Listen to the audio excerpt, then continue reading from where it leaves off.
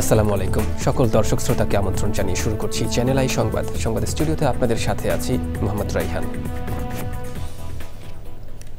বিস্তারিত সংবাদের শুরুতে জানিয়ে দিচ্ছি ফ্রেশ আটা ময়দা সুজি সংবাদ শিরোনামগুলো। ডাকসু নির্বাচনে ছাত্র শিবির সমর্থিত সাদিক কায়েম ভিপি ও SM ফরহাদ GS নির্বাচিত। ছাত্রদলের ভিপি প্রার্থী আবিদের প্রত্যাখ্যান, উমামার বর্জন। শান্তিপূর্ণ ভোটে শিক্ষার্থীদের স্বতঃস্ফূর্ত অংশগ্রহণ। প্রার্থীদের অভিযোগ, পাল্টা অভিযোগে ক্যাম্পাসে দিনভর উত্তেজনা। দুর্নীতি বিরোধী বিক্ষোভের মুখে নেপালে প্রধানমন্ত্রীর পর প্রেসিডেন্টের পদত্যাগ। সামরিক হেলিকপ্টারে কাঠমান্ডু ছাড়লেও প্রধানমন্ত্রীর গন্তব্য অজানা। এবং সবুজে সাজাই বাংলাদেশ স্লোগানে ফেনীতে প্রকৃতি ও জীবন ক্লাবের বৃক্ষরোপণ। বৈশ্বিক উষ্ণতা কমানোর উদ্যোগে অনুপ্রাণিত স্থানীয়রা।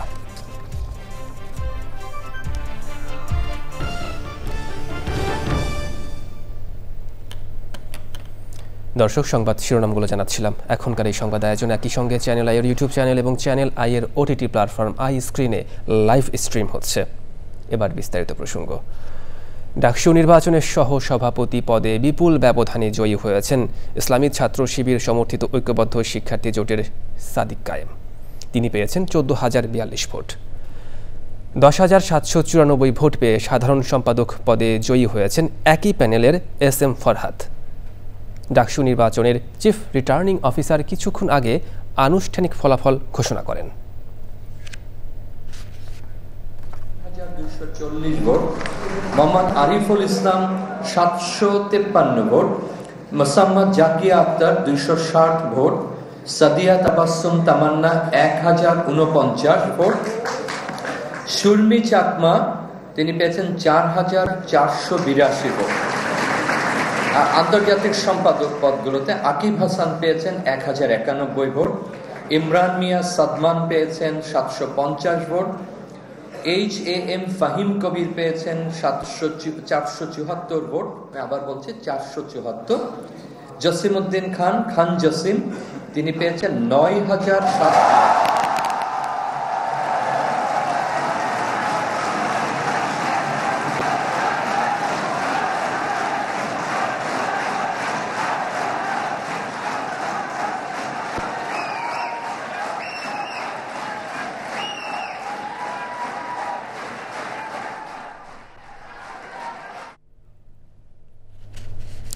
ডাকসু নির্বাচনকে পরিকল্পিত প্রহসনের উল্লেখ করে ফলাফল প্রত্যাখ্যান করেছেন ছাত্রদল সমর্থিত ভিপি প্রার্থী আবিদুল ইসলাম খান। স্বতন্ত্র শিক্ষার্থী ঐক্যের ভিপি প্রার্থী উমামা ফাতেমা কারচুপির অভিযোগ এনে নির্বাচন বয়কট করেছেন। এছাড়া নির্বাচনের দিনভর প্রার্থীদের ছিল পাল্টাপাল্টি অভিযোগ। শাকির আদনানের রিপোর্ট। প্রায় 6 বছর পর অনুষ্ঠিত হয় দেশের দ্বিতীয় সংসদ খ্যাত ঢাকা বিশ্ববিদ্যালয় কেন্দ্রীয় ছাত্র সংসদ ডাকসু ও হল সংসদ নির্বাচন। মঙ্গলবার সকাল থেকেই উৎসবমুখর পরিবেশে ভোট দেন শিক্ষার্থীরা। সকাল 8টায় শুরু হয়ে বিকাল 4টা পর্যন্ত চলে ভোট গ্রহণ। এরপর শুরু হয় গণনা। গভীর রাতে হল এবং কেন্দ্রভিত্তিক ফলাফল ঘোষণা শুরু করে ডাকসুর নির্বাচন কমিশন। আবু সাদিক কায়েম 896। নির্বাচনের ফলাফল জানার পর উচ্ছ্বাস প্রকাশ করেন কর্মী সমর্থকরা। শিক্ষার্থীদের কল্যাণে কাজ করা এবং সবার মতামতকে গুরুত্ব দেওয়ার কথা জানান বিজয়ীরা। Shakir Adnan, channel I, Dhaka.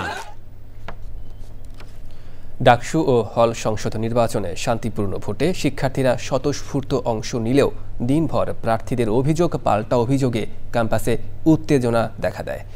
এ নিয়ে সংবাদ সম্মেলন করেন ছাত্রদল সমর্থিত প্যানেলের ভিপি প্রার্থী আবিদুল ইসলাম খান, ঐক্যবদ্ধ শিক্ষার্থী জোটের ভিপি প্রার্থী সাদিক কায়েম এবং বৈষম্য বিরোধী শিক্ষার্থী সংসদের ভিপি প্রার্থী আব্দুল কাদের।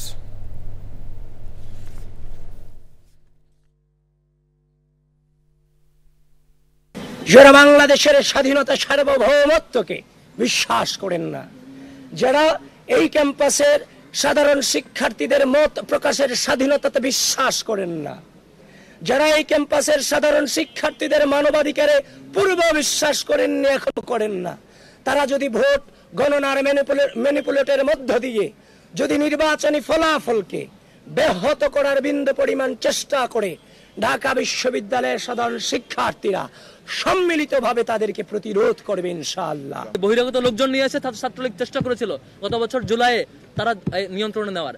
আপনারা এই চেষ্টায় ফিরেন না। ছাত্রদলকে অনুরোধ করবো, আপনারা গত 15 বছর ফ্যাসিবাদ বিরোধী আন্দোলন করেছেন, ফ্যাসিবাদ বিরোধী আন্দোলনের দীর্ঘ লড়াই সংগ্রামে একসাথে ছিলেন। অন্তত আবার ছাত্রলীগ হয়ে যায়েন না, আবার এই বহিরাগত নিয়ে এসে ক্যাম্পাসের শিক্ষার্থীদেরকে ভয় দেখাতে আসেন না। শিক্ষার্থীরা ভয় পায় না। স্বতঃস্ফূর্ত এই নির্বাচনকে প্রশ্নবিদ্ধ করার জন্য বিশ্ববিদ্যালয় প্রশাসন যে অথর্ব নির্বাচন কমিশন প্রত্যেকে দায়ী, আমরা সেটার জন্য তাদেরকে নিঃশর্ত ক্ষমা চাইতে হবে। গণবিক্ষোভের মুখে পদত্যাগ করেছেন নেপালের প্রেসিডেন্ট ও প্রধানমন্ত্রী। প্রধানমন্ত্রী কেপি শর্মা ওলি আগে পদত্যাগ করে সামরিক হেলিকপ্টারে দেশ ত্যাগ করেন। তবে তার গন্তব্য জানা যায়নি। কয়েক ঘন্টা পর দেশটির প্রেসিডেন্টও পদত্যাগ করেন।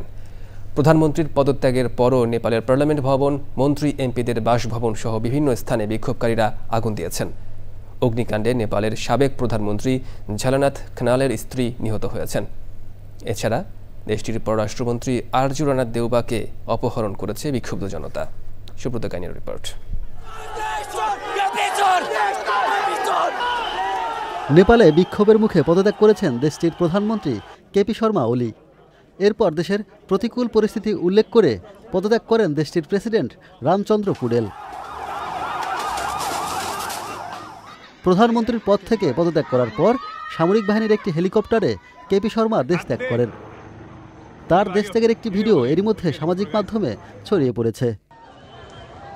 নেপালের পার্লামেন্ট ভবন, প্রেসিডেন্ট ও প্রধানমন্ত্রীর বাসভবন, শীর্ষ রাজনৈতিক দলের অফিস ও রাজনীতিবিদদের বাসভবন এবং শীর্ষ গণমাধ্যম কাঠমান্ডু পোস্টের অফিসে বিক্ষোভকারীরা আগুন দিয়েছে। বিক্ষোভকারীদের দেওয়া আগুনে দেশটির সাবেক প্রধানমন্ত্রী ঝালানাথ কানালের স্ত্রী রাজিয়া লাক্সমি চিত্রকর দগ্ধ হয়ে মারা গেছেন। এছাড়া দেশটির পররাষ্ট্রমন্ত্রী আরজুরানা দেউবাকে অপহরণ করেছে বিক্ষুব্ধ জনতা। আরজুরানা নেপালের সাবেক প্রধানমন্ত্রী শের বাহাদুর দেউবার স্ত্রী। এদিকে নেপাল থেকে সব ফ্লাইট চলাচল বন্ধ রয়েছে। নেপালে অবস্থানরত ও আটকে থাকা বাংলাদেশিদের বাইরে বের না হতে এবং ভ্রমণেচ্ছুদের নেপালে না যেতে সতর্ক করেছে বাংলাদেশ দূতাবাস। নেপালের প্রধানমন্ত্রীর পদত্যাগের পর নিরাপত্তার দায়িত্ব নেয় সেনাবাহিনী। প্রধানমন্ত্রীর পদত্যাগের পরও বিভিন্ন স্থানে হামলা, ভাঙচুর ও অগ্নিসংযোগ অব্যাহত রয়েছে। এমন পরিস্থিতিতে সাধারণ মানুষকে সংযত থাকার আহ্বান জানিয়েছেন নেপালের সেনাপ্রধান অশোক রাজ সিকদেল। তিনি বলেন, রাজনৈতিক সংলাপের মাধ্যমে একটি দ্রুত ও শান্তিপূর্ণ পথ বেছে নেওয়া হবে। Subrata Gain, channel I. সবুজ দেশ গড়ার প্রত্যয়ে সবুজে সাজাই বাংলাদেশ স্লোগানে ফেনীতে শহর সহ প্রত্যন্ত অঞ্চলেও বৃক্ষরোপণ করেছে প্রকৃতি ও জীবন ক্লাব। পরিবেশ ও প্রতিবেশের উন্নয়নের অভিযাত্রায় সহায়তা করছে মোবাইল নেটওয়ার্ক অপারেটর বাংলালিংক। এমন উদ্যোগে জলবায়ু অভিঘাত মোকাবেলা, প্রাকৃতিক দুর্যোগ ও বৈশ্বিক উষ্ণতা কমাতে বৃক্ষরোপণে অনুপ্রাণিত হচ্ছেন স্থানীয়রা। সংবাদদাতার তথ্য, ভিডিও চিত্রে আফরোজা হাসির রিপোর্ট। বৈশ্বিক উষ্ণতা আর ক্রমবর্ধমান প্রাকৃতিক দুর্যোগে বিপর্যস্ত প্রাণ প্রকৃতিকে রক্ষায় কার্বন নিঃসরণ কমানোর পাশাপাশি প্রয়োজন ব্যাপক সবুজায়ন। এজন্য মুহুরী ও সিলোনিয়া নদী বিধৌত ফেনীতেও প্রকৃতি ও জীবন ক্লাবের বৃক্ষায়ন। সবুজে সাজাই বাংলাদেশ এই প্রতিপাদ্যে ফেনী জেলায় বৃক্ষরোপণ কর্মসূচি পালন করেছে প্রকৃতি জীবন ক্লাব। এই গাছের যে কত রকমের উপকারিতা, তার একটি হচ্ছে গিয়ে আমরা যদি হাইওয়েতে অথবা রাস্তার ধারে এই গাছকে রোপণ করি তাহলে প্রায় 50% শব্দ দূষণ কমে যায়। এত ধরনের উপকারিতা যেই গাছ আমাদের দিচ্ছে, সেই গাছ আমরা যত বেশি লাগাবো তত বেশি উপকৃত হব। আসুন আমরা সারা বাংলাদেশটাকে সবুজে ছেয়ে ফেলি। বাংলালিংকের সহায়তায় সবুজ উৎসবে পরিবেশ সুরক্ষার প্রত্যয় উচ্ছ্বসিত শিক্ষার্থীদের। আমি আজকে একটি গাছ পেয়েছি এবং আমার কাছে অনেক ভালো লাগছে। গাছ আমাদের অক্সিজেন দেয় এবং এই গাছ আমাদের পরিবেশ রক্ষা করে। আমাদের বাড়ি গিয়ে এটা রোপণ করব। গাছ আমাদের পরমূল্য, গাছ পরিবেশের ভারসাম্য রক্ষা করে। আমরা এই গাছ পেয়ে আনন্দিত। বাংলাদেশের পরিবেশ রক্ষায় আমরা কিভাবে কাজ করতে পারি, যার অন্যতম হচ্ছে গাছ লাগানো। বনজি, ঔষধি, ফলজি গাছগুলো যাতে আমাদের ভবিষ্যতে কাজে পৌঁছে, এই জন্য সবাই সংরক্ষণ করে। পরিবেশের ভারসাম্য রক্ষার উদ্যোগের প্রশংসায় বিশিষ্টজনরা। প্রকৃতি যেটা ভারসাম্য রক্ষা হয় সেইভাবে এই আয়োজন করা হয়েছে। পরিবেশ উত্তপ্ত হয়ে গেছে। এখন এই প্রেক্ষিতে আমাদের অনেক চারা গাছ লাগানো দরকার পরিবেশের ভারসাম্য রক্ষার জন্য। এটি আসলে খুবই প্রশংসনীয় উদ্যোগ। এটি আসলে অন্যান্য বিভিন্ন প্রতিষ্ঠানও এটি অনুকরণ করতে পারে। এটি পুরো ফেনী তথা সারা বাংলাদেশের জন্য এটি খুবই উপকারী। সবুজায়নের অভিযাত্রা ত্বরান্বিত করতে সবাইকে এগিয়ে আসার আহ্বান পরিবেশ প্রেমীদের। আফরোজা হাসি, চ্যানেল আই। স্বাগত চ্যানেল আই সংবাদে। এবার নিটল টাটা কৃষি সংবাদ।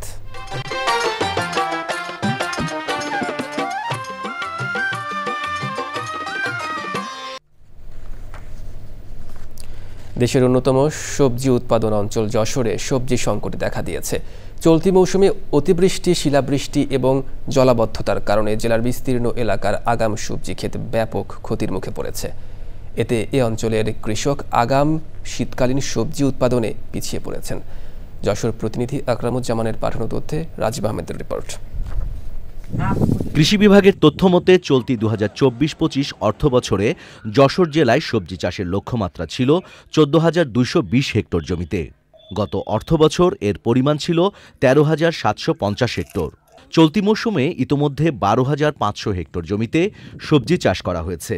কৃষি সম্প্রসারণ অধিদপ্তরের হিসেব অনুযায়ী এর মধ্যে অন্তত ৫৬১ একর জমির ফসল নষ্ট হয়ে গেছে। ক্ষতি পুষিয়ে নিতে কৃষক তৃতীয় দফায় চাষ শুরু করলেও চাষের খরচ মেটাতে গিয়ে হিমশিম খাচ্ছেন তারা। জমি তৈরি করতে পারেনি, জমি প্রস্তুত করতে পারেনি এবং চারা ভুঁইতে রোপণ করতে পারেনি। অফিসে চারা ফেলাইছি মেলাতে, প্রতিদিন বৃষ্টি, এর জন্য একটু লেট হয়ে গেল।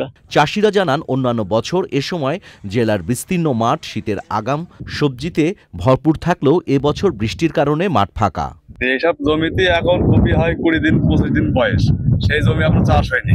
আবহাওয়ার কারণে আমরা মাটি ঠিক মতন চাষ করতে পারিনি, সেই কারণে আমাকে তরকারি চাষ নাবি হয়ে গেছে। বৃষ্টির কারণে পিছিয়ে পড়া সবজি চাষ এগিয়ে নিতে কৃষকদের সরকারি প্রণোদনার মাধ্যমে সহযোগিতা করা হচ্ছে বলে জানায় কৃষি বিভাগ। যশোর সদরের প্রায় 10 হেক্টর জমিতে আমাদের আগাম শীতকালীন সবজির বীজতলা, এর মধ্যে রয়েছে বাঁধাকপি, ফুলকপি, টমেটো, মরিচ, বেগুন ইত্যাদির চারা রয়েছে। যদি বৃষ্টি কমে তাহলে এই আবাদ আমাদের হয়ে যাবে, সবজির আবাদ, যেটা আমাদের লক্ষ্যমাত্রা। জেলায় কৃষি উৎপাদন ও সরবরাহ ব্যবস্থাপনায় দ্রুত কার্যকর পদক্ষেপ না নিলে সামনে আরও বড় সংকটের আশঙ্কা করছেন কৃষক ও ব্যবসায়ীরা। Rajib Ahmed, channel I. এবার প্রকৃতি সংবাদ।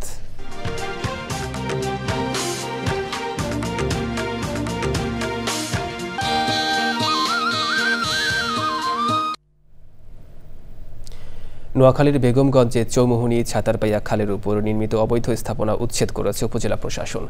এ সময় পানি প্রবাহ স্বাভাবিক রাখতে এই ধরনের উদ্যোগকে সাধুবাদ জানিয়েছে স্থানীয়রা। জলাবদ্ধতা নিরসনে এমন অভিযান চলমান থাকবে বলে জানিয়েছে স্থানীয় প্রশাসন। আলাউদ্দিন শিবলুর তথ্য, ভিডিওচিত্রে সৈয়দ মাধিওয়াদিতের রিপোর্ট। পরিবেশ, প্রতিবেশ, কৃষি, জীববৈচিত্র্য এবং মানুষের জীবন জীবিকার সাথে নিবিড়ভাবে জড়িয়ে আছে খাল। তবে অপরিকল্পিত নগরায়নের ফলে হারিয়ে যেতে বসেছে প্রাকৃতিক এই জলাধারগুলো। নোয়াখালীর ছোট বড় বিভিন্ন খাল দখল করে অবৈধ স্থাপনা তৈরির ফলে সামান্য বৃষ্টিতেই তলিয়ে যায় বিভিন্ন সড়ক। এমন বাস্তবতায় জেলার চৌমুহনী ছাতারপাইয়া খালে অবৈধ স্থাপনা উচ্ছেদ অভিযান। এই ধরনের অভিযান চলমান রাখার দাবি স্থানীয়দের। পশ্চিমের যে খালের যে অংশটুকু এতদিন দখল করে রাখছিল সেইটুকু এখন পুরো ক্লিয়ার হচ্ছে। পানির ছোটটা আরো হলে অন্তত বন্যা কবলিত থেকে আমরা বাঁচতে পারবো। যদি খালুদ্দারের মধ্যে যদি জলাবদ্ধতা নিরসন হয়, ক্ষমতাশীল যারা এই অবৈধ খালটাকে দখল করে রেখেছে তাদের ওই অবৈধ জায়গাগুলোকে ভেঙে চুরমার করে দিয়েছে। খালটির চাপার ফলে নোয়াখালী বন্যা থেকে কবলিত থেকে বাঁচবে। দখল দূষণ বন্ধের পাশাপাশি খালের প্রবাহ স্বাভাবিক করতে নিয়মিত অভিযানের ঘোষণা প্রশাসনের। চৌমুহনী থেকে শুরু করেছি, আমাদের চৌমুহনী পৌরসভার প্রত্যেকটা ওয়ার্ডে যেখানে যেখানে ছোট ছোট খালগুলো মূল খালের সাথে সংযুক্ত রয়েছে সেগুলো আমরা করে দিব। এর পাশাপাশি ইউনিয়নগুলোতে যদি কোথাও সমস্যা থাকে, আমাদের কাছে অভিযোগ আসলে বড় ধরনের উচ্ছেদ যদি করতে হয় সেগুলো আমরা উচ্ছেদ করে দেব। বিশেষজ্ঞরা বলছেন শুধু পরিবেশ আর জীববৈচিত্র্য রক্ষাই নয়, প্রাকৃতিক জলাধার সংরক্ষণে ত্বরান্বিত হবে আর্থসামাজিক উন্নয়ন। সৈয়দ মাদিহাওয়াদিত, প্রকৃতি ও জীবন ডেস্ক, চ্যানেল আই। দর্শক, সংবাদের শেষ প্রান্তে, তবে যাবার আগে ফ্রেশ আটা ময়দা সুজি সংবাদ শিরোনামগুলো জানিয়ে দিচ্ছি আরও একবার। ডাকসু নির্বাচনে ছাত্র শিবির সমর্থিত সাদিক কায়েম ভিপি ও SM ফরহাদ GS নির্বাচিত। ছাত্রদলের ভিপি প্রার্থী আবিদের প্রত্যাখ্যান, উমামার বর্জন। শান্তিপূর্ণ ভোটে শিক্ষার্থীদের স্বতঃস্ফূর্ত অংশগ্রহণ, প্রার্থীদের অভিযোগ পাল্টা অভিযোগে মঙ্গলবার ক্যাম্পাসে দিনভর উত্তেজনা। দুর্নীতি বিরোধী বিক্ষোভের মুখে নেপালের প্রধানমন্ত্রীর পর প্রেসিডেন্টের পদত্যাগ। সামরিক হেলিকপ্টারে কাঠমান্ডু ছাড়লেও প্রধানমন্ত্রীর গন্তব্য অজানা। এবং সবুজে সাজাই বাংলাদেশ স্লোগানে ফেনীতে প্রকৃতি ও জীবন ক্লাবের বৃক্ষরোপণ। বৈশ্বিক উষ্ণতা কমানোর উদ্যোগে অনুপ্রাণিত স্থানীয়রা।